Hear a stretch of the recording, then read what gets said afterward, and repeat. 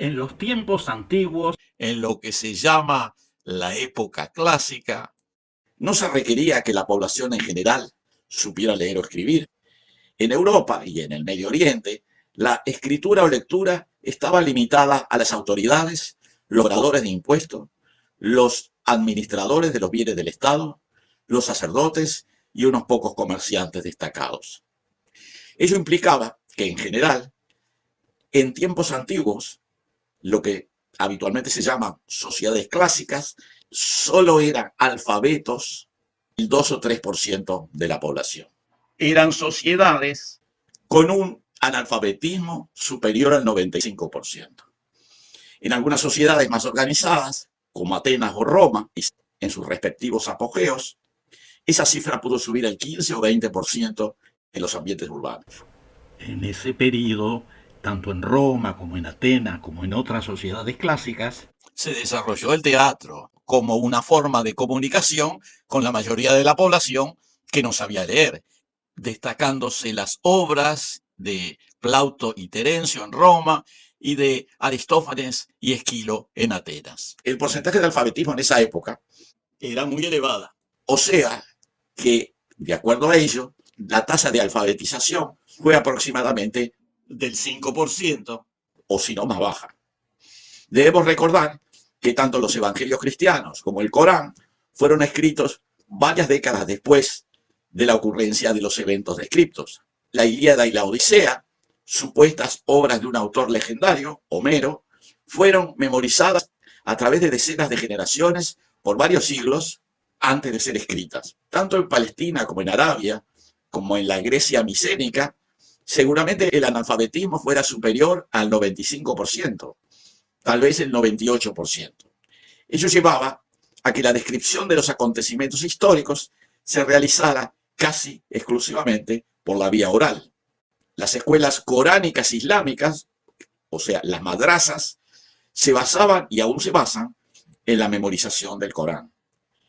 Esa situación perduró en Europa durante el periodo llamado medieval, donde el saber leer y escribir estaba reservado a sacerdotes, ciertos funcionarios y el sector más afluente de las respectivas élites. No hay que olvidarse que los materiales escritos eran escasos porque requerían su elaboración manual.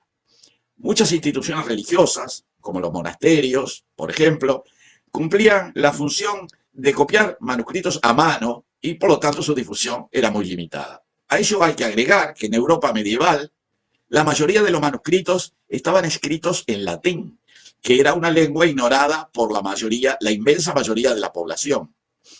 La situación comenzó a cambiar cuando Johannes Gutenberg, un alemán nacido en Maguncia y establecido en Estrasburgo, inventó un procedimiento para reproducir textos e imágenes, lo que se llama la imprenta, que culminaría con su desarrollo técnico y adopción generalizada a principios del siglo XVI. El proceso de alfabetización fue muy lento. El latín siguió siendo la lengua de la Iglesia Católica, que en gran medida impedía la difusión efectiva de los materiales impresos. Recién en el siglo XVI, los libros comenzaron a escribirse en las lenguas efectivamente habladas, el alemán, el italiano, el francés y el castellano. En el siglo XVII, en época de William Shakespeare, el analfabetismo llegaba al 90% en Inglaterra. En Francia, durante el siglo XVIII, los alfabetos eran apenas el 10%. En las principales sociedades de Europa occidental empezaron a tener importancia las representaciones teatrales. En España también tuvo importancia el teatro. En los siglos XV y XVI, el teatro había surgido en las iglesias, pues fue allí en donde aparecieron las primeras obras, que consistían en la representación de los textos evangélicos en fechas importantes del calendario cristiano, por ejemplo, Navidad, Semana Santa, Corpus Christi. También había representaciones de teatro muy refinadas y que generalmente se representaban en palacio. El teatro popular fuera de las iglesias era un género nada refinado. Al siglo siguiente, en el siglo XVII, simultáneamente con la prosperidad económica del reino español, se desarrolló lo que se llamó el teatro español del siglo de oro, tanto en los dominios peninsulares como de ultramar de este imperio. Del mismo modo que en Inglaterra y en Francia durante todo el siglo XVII, en España, el teatro fue sin duda el espectáculo por excelencia que presenciaban desde el rey hasta los más humildes.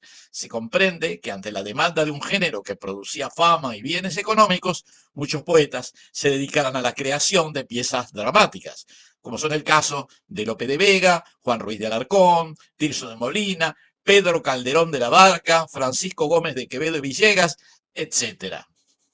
Al mismo tiempo, en Francia se desarrollaban las trupes de teatro, como la trupe real, que recibía una pensión del rey, que representaban obras dramáticas de Corneille y de Racine, y la trupe del teatro ilustre, dirigida por el propio Molière, que era quien escribía la mayoría de las obras representadas. Del mismo modo, durante el siglo XVII, en Inglaterra se desarrolló un teatro de una gran intensidad dramática y gran repercusión popular, principalmente representado por las obras de William Shakespeare, cuya trascendencia se extendió hasta nuestros días. Debido a las limitaciones que implicaba el alto grado de analfabetismo, el teatro representó un importante instrumento de socialización. Por esa razón, eran tan importantes las obras teatrales y la representación de teatro, tanto en España, como en Francia, como en Inglaterra.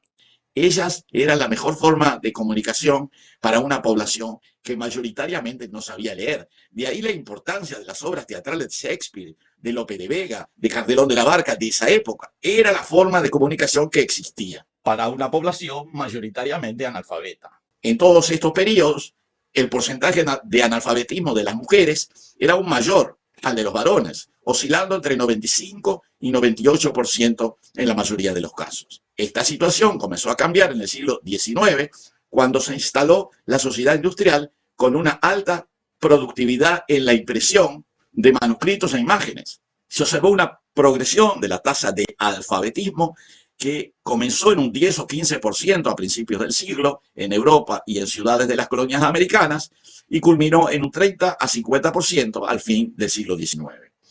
El siglo XX fue el periodo de la alfabetización a nivel global. En las sociedades influenciadas por la cultura y lenguajes europeos principales, se difundieron los materiales escritos, se popularizaron y democratizaron las escuelas, y en los países de cultura oral se adoptaron sistemas escritos que permitieron su difusión a nivel general. Junto con la difusión de textos e imágenes, se produjo una evolución cultural que incidió en nuevas realidades sociales y políticas. En el siglo XXI se ha agregado la difusión de textos e imágenes en forma remota e instantánea que permitió un acceso aún más rápido a todos los textos de diferente tipo, imágenes, información e ideas. Podemos decir que hay alfabetización, pero ahora, en el siglo XXI, es una alfabetización de nuevo tipo, una alfabetización informática con gran dinamismo, cuya evolución futura es difícil de prever.